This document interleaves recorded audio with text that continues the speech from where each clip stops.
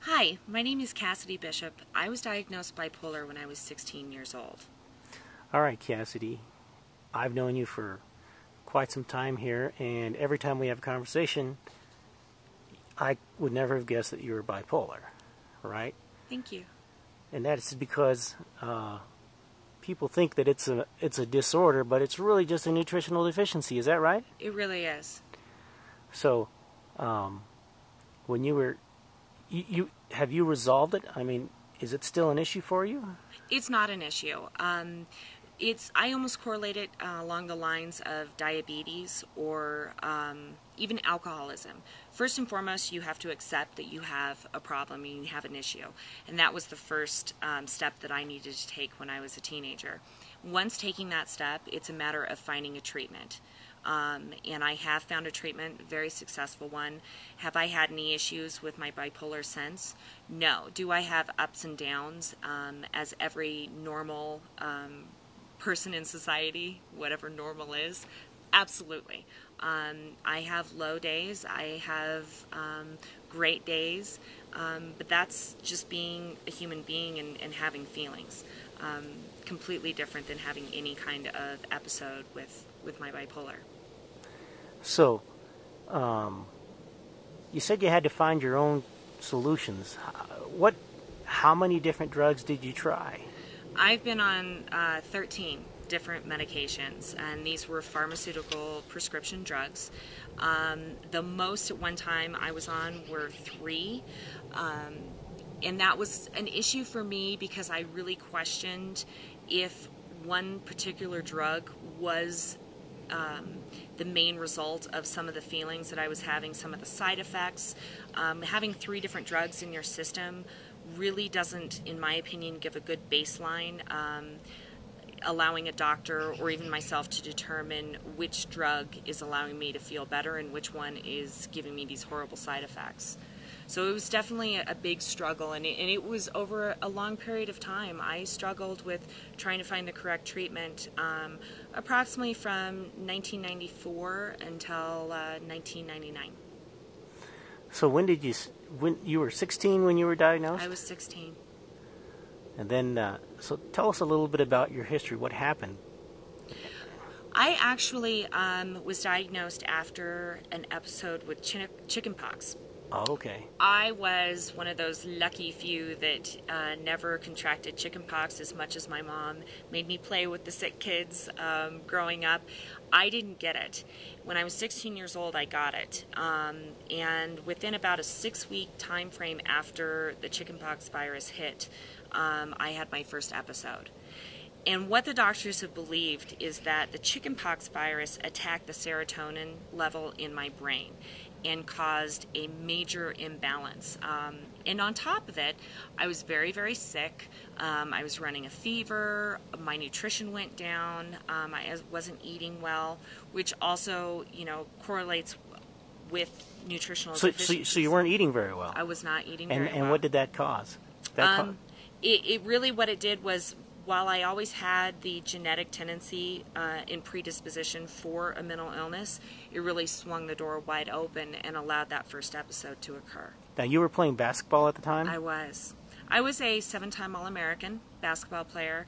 I was a honor student, All-American. I played multiple sports, and everything just stopped and came crashing down.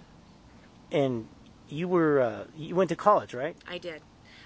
After I got stabilized and found this solution that really allowed me to live an active, normal, productive life, even with the bipolar.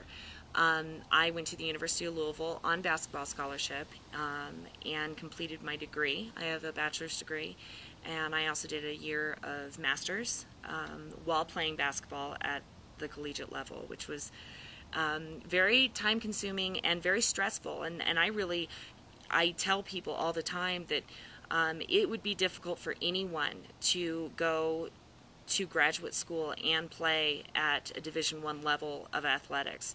For me to have done it with a mental illness and be able to do it successfully, I think speaks volumes for the treatment that I found. Now, you were almost not allowed to play because of your illness. And what happened with the NCAA?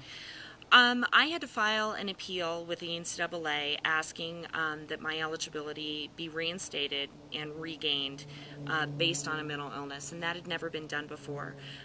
So it was really taking a chance and walking some uncharted territory. And amazingly, and I feel blessed to say that the NCAA granted me my eligibility back. And I was given the opportunity again to complete my bachelor's degree, and fortunate enough to get one more year, where that's the year that I went to graduate school as well. And by that time, were you on this product? Yes, I was. Okay, and that product is called? The product I'm on is called Quiet Minds. Okay.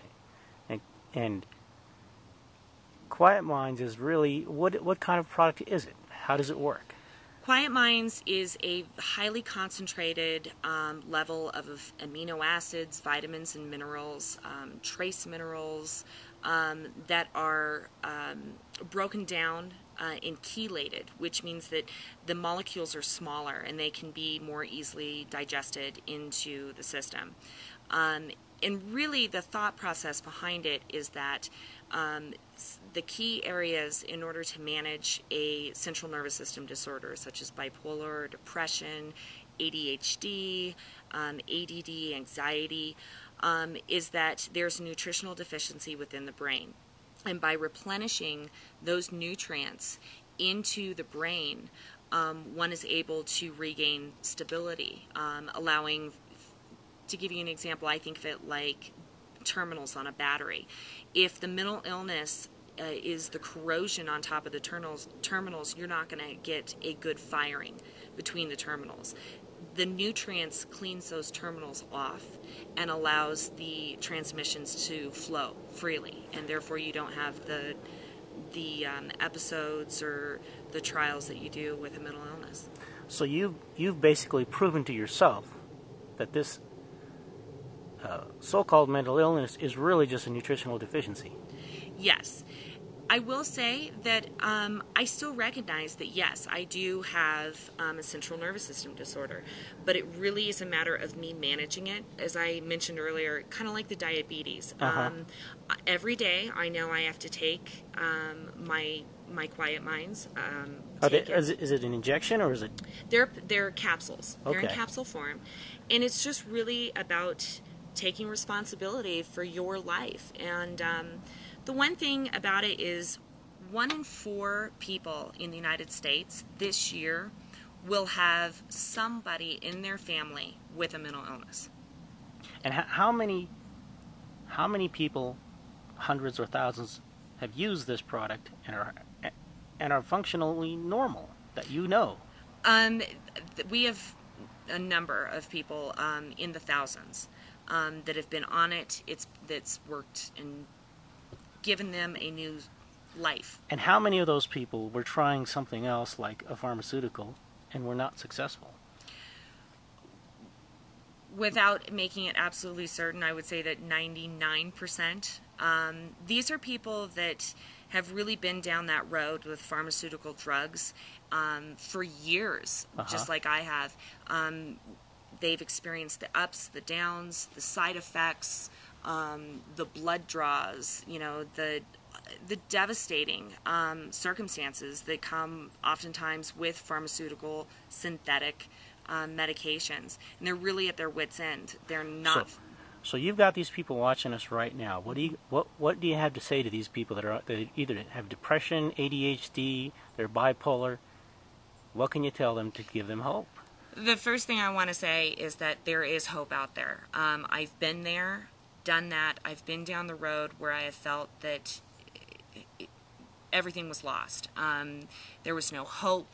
There was no treatment out there that wasn't going to make me feel better, also combined with hair loss, weight gain, vomiting, all of the horrible, horrible side effects that come with the medications.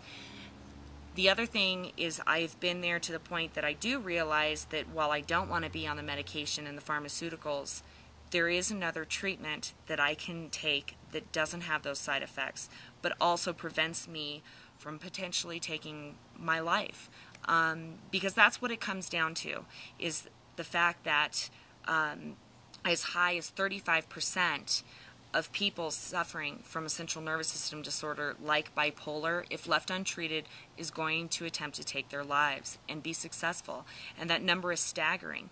And in all honesty, no one should have to lose their life because they are fearful of the side effects that they're going to feel with pharmaceutical drugs when there is an absolute successful treatment available to them. So if anybody has this problem, or they know somebody that has depression or erratic behavior of any type, they need to start looking for an answer. Absolutely. Absolutely. You can't go through, unfortunately, life with a central nervous system disorder and not treat it. It's not possible. You need to, number one, make sure that you understand the diagnosis and you accept the diagnosis, because there can be treatments out there all around you, be it a pharmaceutical drug or also a natural treatment. But if you're not willing to accept what you have and be willing to take responsibility and get help, then nothing is going to be able to take away those demons. Okay, thank you very much. Thank you.